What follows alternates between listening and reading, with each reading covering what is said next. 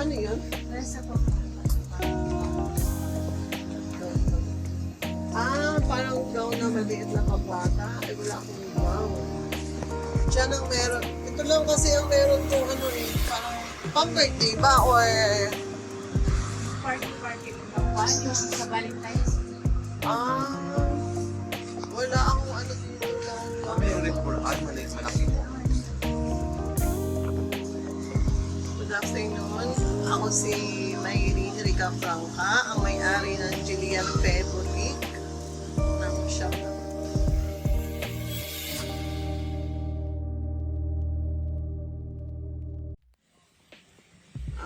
Ang nag-inspired sa akin na makapagpatayo ng ganitong negosyo is syempre unang-una makatulong sa pamilya, pangalawa syempre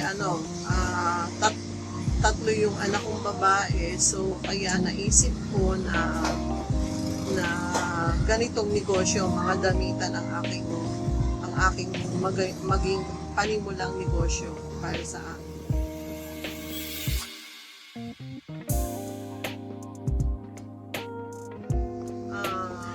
Ang naging challenge sa akin sa pagtayo ng negosyo na to is yung unang-una, syempre, nung nagkaroon ng pandemic. Tapos, pangalawa, sa panahon naman ngayon, after pandemic, and then now, is matinding kalaban ang online. So, sa ngayon, sobrang hina ng business, lalo na kung hindi mo siya i-online.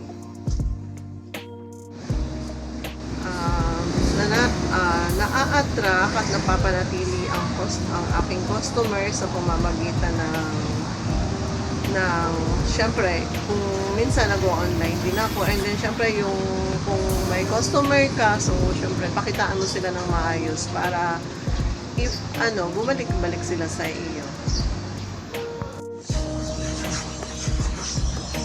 Ang strategy ko naman para mag-grow yung business is syempre, unang-una kailangan good service ka sa mga tao. Pangalawa, good management. Siyempre, kailangan mo yun. And then, pangatlo ay kung paano ka makipag-negotiate sa mga customer mo kasi hindi man maiiwasan. Minsan, yung may mga customer na humihingi sa iyo ng discount. So, kailangan at least kahit papano, kaya mong ibigay yung gusto nila.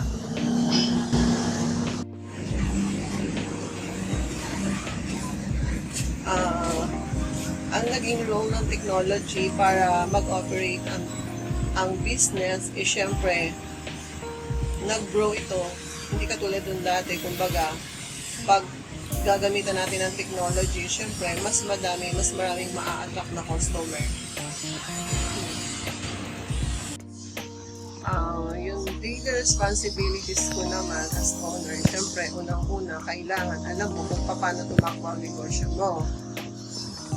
And then, syempre, kung may tindera ka, dapat ikaw yung mas nakakaalam at naiintindihan mo ang iyong negosyo. Regarding naman sa pag-handle ng customer service, syempre, una-una, kailangan mo pakitunguhan ng maayos ang iyong customer. So, kumbaga, huwag mo silang susunitan para if ever na balik-balikan ka nila sa iyong negosyo. Yung mga challenges na nai-encounter ko is siguro naman araw-araw is challenge yan kaya kailangan mong harapin araw-araw. So, pero ang pinakamahirap doon is syempre ang aming mga negosyo is damitan, so hindi mo alam kung kailan yung mga tao, kumbaga kung may bibili ba araw-araw, kasi unlike sa mga foods na kumbaga araw-araw may bibili at bibili sa'yo. Nakatulong ang aking negosyo para ma-improve yung skills ko is mas naiintindihan ko ngayon ng mga kabataan pagdating sa fashion, kumbaga, lalo na sa panahon ngayon. And then, pangalawa is siguro is na-improve yung skills ko, how to makipag-communicate sa mga tao. And then yung pasensya unang sa mga makukulit na customer. Suggestion ko naman para ma-improve yung business, lalo na sa mga nagsisimula parang is yun nga, consistency, and then yung always think positive palagi na kahit alam mong mahina yung kumbaga yung negosyo mo. So, kailangan mo lang maging positive lagi sa pananaw. And then, kailangan marunong kang mag-handle din sa mga tao. Kung ano yung needs ng customer mo, so kailangan kaya mong ibigay.